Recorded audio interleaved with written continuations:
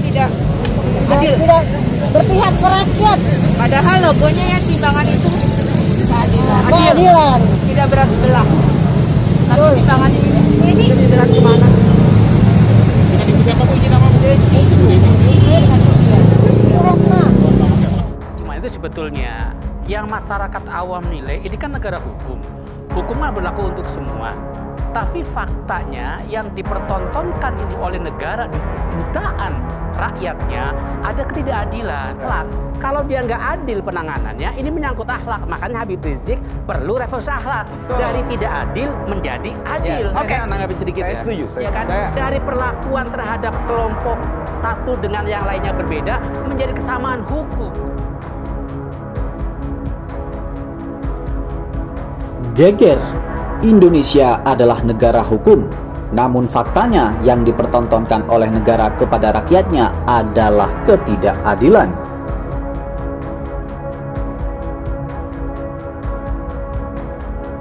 Misalnya Habib berbohong, kemudian dia membuat testimoni video bohong bahwa harus rumah sakit dengan kesehatan. Lalu kebohongan yang mana lagi? Yang harusnya diproses hukum juga. Begitu banyak penguasa melakukan kebohongan. Anda masih ingat dengan kebohongan mengatakan di kantong saya ada 11.000 triliun? Anda masih ingat kebohongan yang mengatakan nanti kalau saya jadi presiden akan saya stop impor buah, impor daging, impor beras? Masih ingat kebohongan itu? Anda masih ingat dengan kebohongan ekonomi September akan meroket dengan tangan ke atas itu? Itu semua berita kebohongan. Itu semua menyebar hoax. Atau terkait virus corona COVID ini, berapa banyak orang yang tidak mengabarkan kondisi kesehatannya? Erlangga Hartarto, Luhut Binsar Panjaitan, konon katanya sempat sakit juga, tidak ada kabar apa-apa. Jadi sebetulnya kalau orang mengatakan kalau Habib dihukum, maka mereka semua dihukum. Saya ingin mengatakan kalau mereka tidak hukum, nah gitu dibalik ya. Kalau mereka semua pembuat kebohongan, baik masalah-masalah ekonomi yang lainnya atau bahkan terkait dengan masalah-masalah COVID, kalau mereka semua tidak dihukum, berkerumun segala macam tidak dihukum, harusnya Habib pun tidak dihukum, bebas murid tanpa syarat, harusnya begitu. Nah, kalau dikatakan bagaimana sistem penegakan hukum saat ini belum berjalan dengan baik, bahkan di level yang terendah. Mengapa penegakan hukum itu mengacu ke aksiologi? Aksiologi hukum kita itu kepastian hukum yang adil, kesamaan kedudukan di muka hukum. Itu tertulis secara jelas pasal 28 D ayat 1. Nah sekarang itu tidak ada, belum berjalan.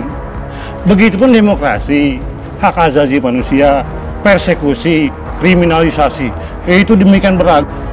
Ini jelas kebijakan pemerintah melanggengkan kekuasaan itu dengan pendekatan hukum. Hukum itu menjadi alat kekuasaan untuk menindas. Memang hukum itu membutuhkan kekuasaan. Tanpa ada kekuasaan ada langan-langan. Tetapi apabila kekuasaan tanpa hukum itu kezaliman. Sejarah menurut saya ya, sejarah buruk tapi dalam penegakan hukum yang katanya adil dan di negara yang katanya demokratis maaf.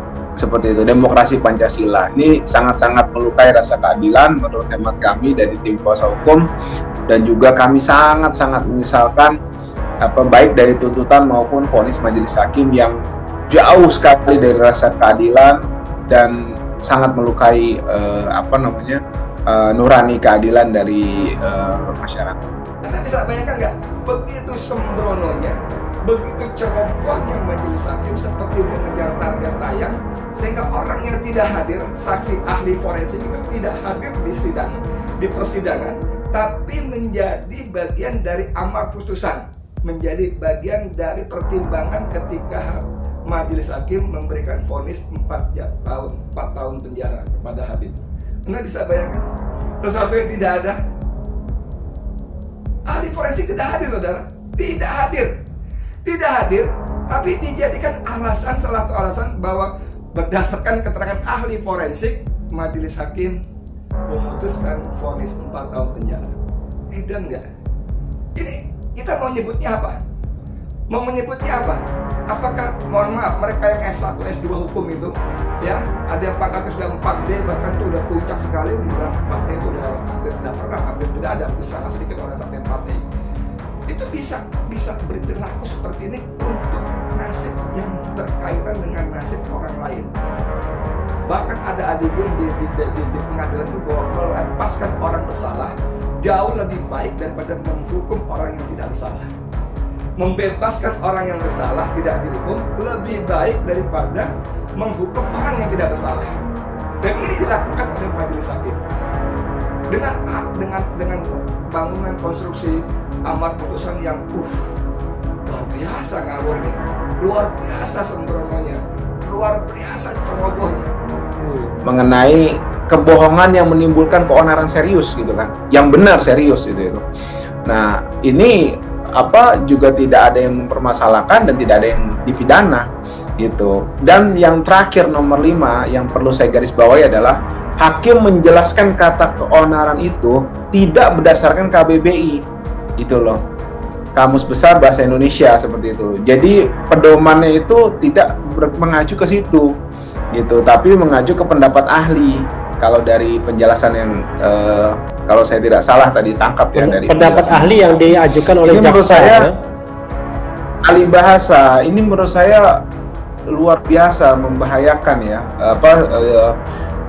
presiden buruk lah, sudah menggunakan dasar kesehatan, menggunakan persepsi dari majelis hakim, dari keputusan Menteri Kesehatan. Ini bahasa juga hakim menggunakan persepsinya dia juga sendiri gitu. Dari 5 hal yang tadi saya jelaskan sudah terang benderang bahwa memang keadilan di Republik ini, apalagi untuk yang berseberangan dengan penguasa, jauh panggang dari api. Tokoh ulama yang dibacakan oleh Ketua Umum PA 212 Ustaz Selamat Ma'arif bahwa memidana seorang karena mengabarkan tentang kesehatannya adalah sesuatu yang bertentangan dengan akal sehat dan sungguh mencerminkan ketidakadilan yang sangat nyata.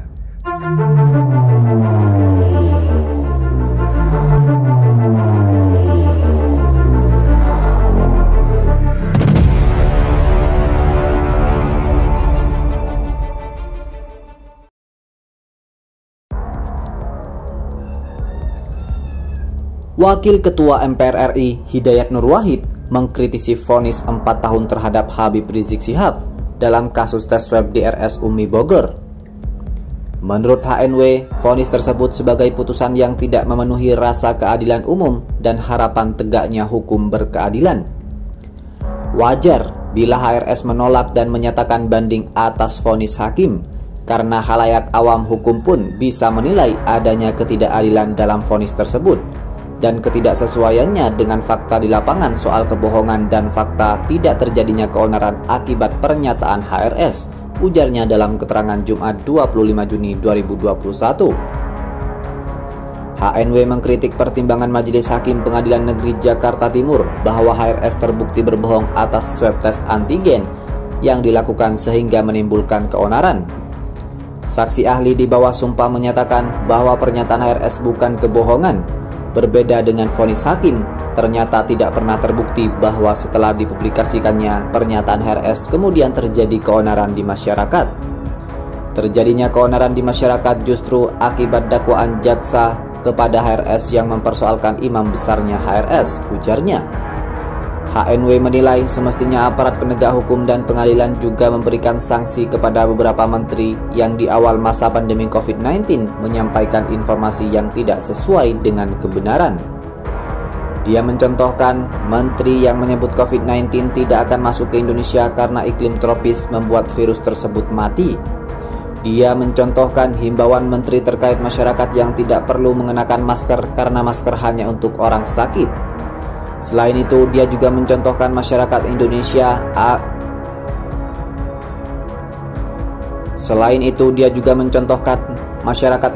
tidak akan terpapar COVID-19 karena masyarakat terbiasa makan nasi kucing.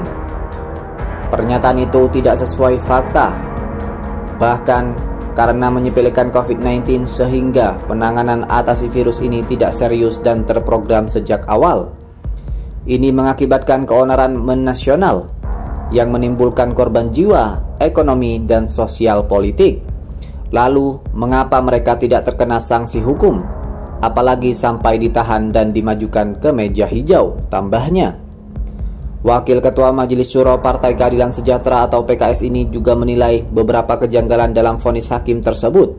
Antara lain opsi yang diberikan oleh majelis kepada HRS untuk meminta pengampunan atau grasi kepada Presiden Joko Widodo. HNW mengatakan opsi ini memang diatur dalam peraturan perundang-undangan yang ada kewenangan Presiden memberikan grasi. Tetapi kata dia grasi itu baru bisa dilakukan bila tersangka menerima vonis hakim. Oleh karena itu HNW mengungkapkan penyebutan alternatif pengampunan atau grasi menjadi sangat tidak lazim. Apalagi HRS menolak vonis hakim dan masih ada berbagai upaya hukum yang tersedia seperti banding di pengadilan tinggi. Majelis memberi opsi pengampunan seakan HRS sudah menerima dan menjadi persoalan pribadi dengan Presiden Jokowi, sosok yang juga disoroti publik terkait masalah kerumunan saat COVID-19, dan berbagai pernyataan dinilai tidak terbukti di lapangan seperti ekonomi yang meroket. Padahal dengan adanya pernyataan banding, putusan Pengadilan Negeri Jakarta Timur ini belum memperoleh kekuatan hukum tetap. Alternatif grasi belum bisa diberikan, masih tersedia upaya hukum biasa seperti banding dan kemudian kasasi. Atau ada pula upaya hukum luar biasa seperti peninjauan kembali. Opsi hakim tersebut sangat tidak lazim, ujarnya. Karena itu HNW mendukung HRS untuk mencari keadilan melalui permohonan banding pengadilan tinggi agar menghadirkan vonis majelis hakim yang benar-benar adil dan profesional. Sudah sangat wajar dan benar apabila upaya banding yang ditempuh ini juga untuk menunjukkan kepada masyarakat baik aparat maupun rakyat bahwa Habib Rizik selalu menaati prosedur hukum yang berlaku di Indonesia, ujarnya. HNW berharap pengadilan tinggi akan mengadili perkara ini secara independen, objektif, adil dan proporsional untuk menyelamatkan marwah dan membuktikan adanya negara hukum yang berkeadilan. Agar dengan demikian kembalilah kepercayaan rakyat, tidak menimbulkan keonaran dan kerumunan apalagi saat ini COVID-19 semakin membahayakan, kata HNW.